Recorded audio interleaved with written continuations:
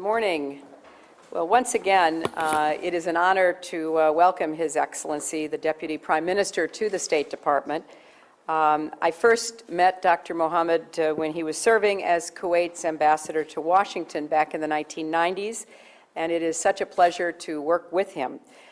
Today, as always, we had a very productive and constructive exchange of views that covered a wide range of common concerns.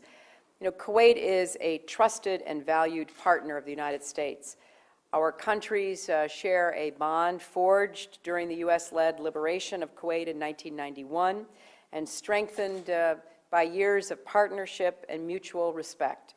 We appreciate Kuwait's leadership as the chair of the Gulf Cooperation Council. We look forward to continuing to work with Kuwait on our shared goals of peace, stability, and prosperity in the region and beyond. The Deputy Prime Minister and I discussed recent political developments in Iraq and the ongoing process of forming a new government. The security and stability of Iraq is critical to the security and stability of Kuwait, but of indeed the entire region. The United States recognizes that there is still work to be done to address some of the outstanding issues related to the Iraq-Kuwait relationship, and we are committed to working with Kuwait and the new government of Iraq and the United Nations in the months ahead. I also updated the Deputy Prime Minister on our ongoing efforts, along with our international partners, to secure a United Nations Security Council resolution on Iran. We discussed the importance of diplomatic efforts to encourage Iran to abide by its international nuclear obligations. On Monday, I will attend the conference in New York reviewing the Non-Proliferation Treaty, and we will be underscoring once again the importance of all nations upholding their responsibilities.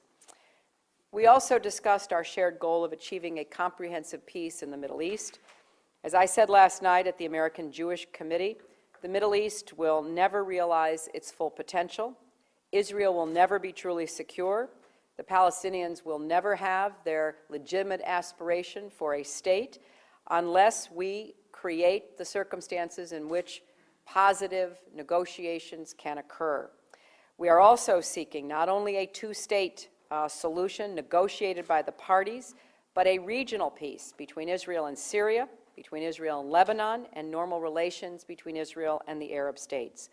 We believe that through good faith negotiations, the parties can mutually agree to an outcome which ends the conflict and reconciles the Palestinian goal of an independent and viable state based on the 67 lines with agreed swaps and Israel's goal of a Jewish state with the secure and recognized borders that reflect subsequent developments and meet Israel's security requirements.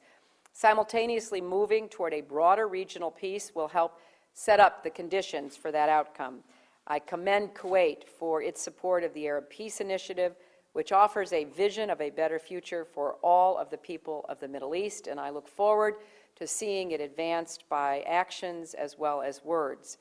Now, we are very committed, deeply committed, to a prosperous, secure, democratic future for the people of Kuwait. We will continue working together to broaden the partnership between our governments and deepen the friendship between our people.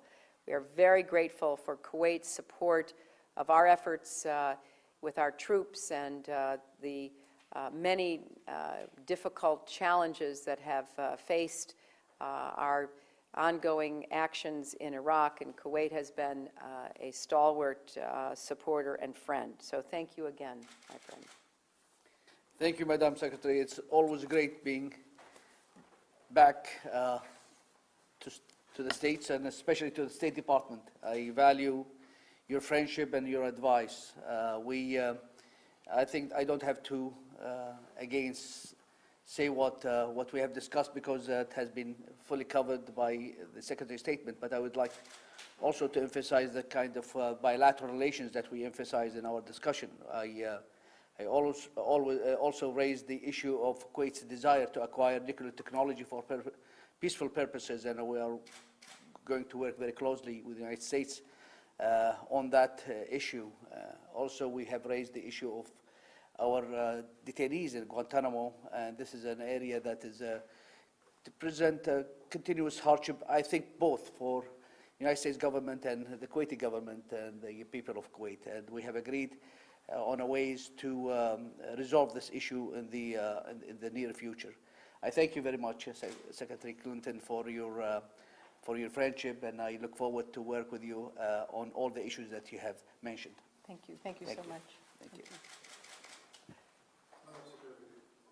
Excuse me, we'll recognize that we have time for two questions. One, Andy Quinn from Reuters.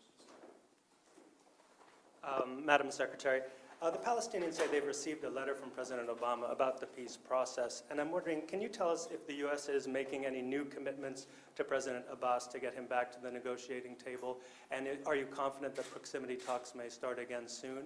And for the Deputy Prime Minister, Secretary Clinton last night made a pretty strong call for more help from the Arab states to get the peace process on track. I'm wondering, from your perspective, what you think the Arab states can do in order to get the proximity talks underway. Thank you. Well, Andy, I'm not going to comment on any correspondence between President Obama and President Abbas. I think we've been very clear in our efforts that the resumption of talks is absolutely essential for the progress we seek toward a two-state solution. We will be starting with proximity talks next week. Senator Mitchell will be going back to the region. And we look forward to the meeting of the Arab Follow-Up Committee in Cairo tomorrow night to support the commitment by President Abbas to move forward with these talks. Ultimately, we want to see the parties in direct negotiations and working out all the difficult issues that they must. They've been close a few times before. I remember very well the Camp David experience, and I know that President Abbas negotiated with former Prime Minister Olmert. So we are looking to see the resumption of those discussions. Well, the United States have indicated that peace in our region is a national security interest to the United States.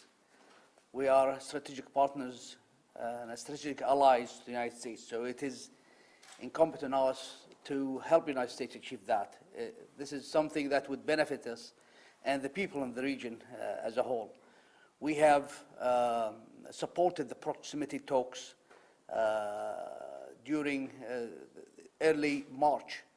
Unfortunately, the response from Israel was an announcement to build 1,600 houses in East Jerusalem, as if it was a response to our support for the proximity talks. Yet we did not be discouraged by that. During the Arab summit in Tripoli, we reconfirmed our commitment to the proximity talk to help the United States achieve this strategic objective by resuming the discussion on the parameters that was stated by President Obama during his speech to the United Nations. I think this is something that we all support, and we support fully the position that the United States have taken. And now Kuwait. Madam Secretary, I'm from the Kuwait television. My name is Ramadan. My question is specifically taking into consideration your statement. My question is, can you specifically say to the people of the region what the United States is taking or deciding about the peace and the stability of this region, taking into consideration this threat, Iranian threat? Thank you. Thank you. Another question after that in Arabic, please, Excellency. Yes. Well, do you want to ask that question, sir, and then do you want to ask the question to the Deputy Prime Minister? In Arabic after. Okay. You know, as the Deputy Prime Minister said, Kuwait and the United States are strategic allies, and we work together to address the challenges and threats that our strategic ally faces. There's no doubt that a great deal of concern is merited within the region concerning Iran. Iran's pursuit of nuclear weapons, Iran's efforts to support terrorism, Iran's unfortunate behavior undermining governments across the region and beyond. So we know that we have to work together, and we are doing so. We are working to isolate Iran through the United Nations. We're in the midst of negotiations over a Security Council resolution that will impose consequences on Iran for its unwillingness to follow the IAEA or the United Nations Security Council requirements about its nuclear program. We are working to support the defense and territorial integrity of our partners and allies in the Gulf, and we consult closely. The Deputy Prime Minister will be also meeting with Secretary Gates. I mean, our whole government is committed to working with Kuwait to provide Kuwait with the support it needs to deal with any of the challenges or threats it faces. معالي الوزير، طبعا القضايا كثيرة التي تطرقتم إليها مع وزيرة الخارجية كلينتون. السؤال هو هل هناك مواقف جديدة، آراء جديدة، أو مجرد تكرار لما سبق؟ Your Excellency, there are many issues that you have discussed with the U.S. Secretary of State, Secretary Clinton. Are there any new positions? Are there any new views? Or it is just a recurrence of old point of views put forth again? أعتقد بأن المواضيع التي تطرقت لها الوزيرة كلينتون مواضيع في غاية الأهمية ومواضيع مدرجة على جدول أعمال المنطقة لمدة زمنية طويلة. وأهم شيء من أهم موضوع من هذه المواضيع هو قضية السلام في الشرق الأوسط. ولذلك الأفكار التي طرحت هي الأفكار التي طرحها الرئيس أوباما خلال خطابه إلى الجمعية العامة للأمم المتحدة في سبتمبر من العام الماضي، وهو الذي يمثل المطالب العربية أيضا. ولذلك لا داعي لأن تكون هناك أفكار جديدة ومطالب جديدة. ما هو مطلوب هو السلام، والمعروف والسلام هو السلام لا يتغير مع مرور الوقت. هذا ما نريده، حل دولتين، دولة فلسطينية حرة مستقلة عاصمتها القدس الشرقية وتعيش بسلام وأمان وتحقق الأمنية لوطن آمن للفلسطينيين. I believe that we have discussed with Secretary Clinton many very important issues that have been on the agenda of the region for a very, very long time. I believe that the ideas that were put forth were those ideas of President Obama during his speech at UNGA at the UN General Assembly last September in his remarks to that institution. And I believe that these ideas reflect the Arab ideas.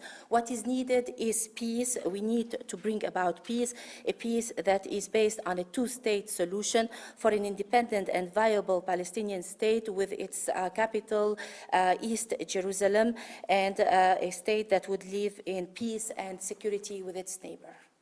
Thank you all. Thank you.